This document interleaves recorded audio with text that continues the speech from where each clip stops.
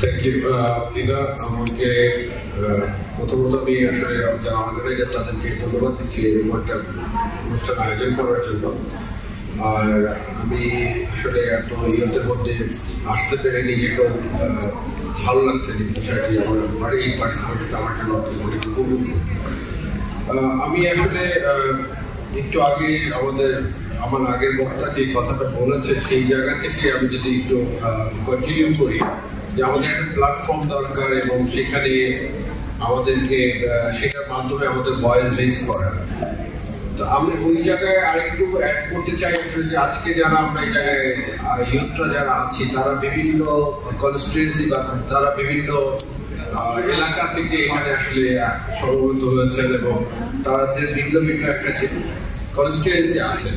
তো আমরা যদি প্রত্যেকেই আজকে যারা এখানে অন্তত এখান থেকে যারা যদি শুরু করা যায় যে এখানে যারা আমরা আছি তারা যদি আমাদের নিজেদের গ্রামটা অথবা নিজেদের ইউনিয়নটার সমস্যাটাকে যদি আমরা আইডেন্টিফাই করতে পারি যে আমাদের এক্সেস টু নিউট্রিশন বা এগুলোতে আসলে কি সমস্যা আছে আমাদের নিজেদের জায়গাটাতে, নিজেদের ইউনিয়নটাতে অথবা নিজেদের গ্রামটাতে, তাহলে যেটা সবচেয়ে বড় যে শক্তিটা পাওয়া যাবে সেটি হচ্ছে পরবর্তীতে যে কোনো একটা ডায়ালগে বা পলিসি ইনিশিয়েটিভে অনেক কনফিডেন্টলি কিন্তু কথাগুলো বলা যাবে। যেটা আমাদের আব্দুর মামুন ভাই বলতেছিল যে আমি আর শক্তিশালী ভাবে বলছি কেন, কারণ আমার পিছনে সাইন্টিফিক এভিডেন্স আছে।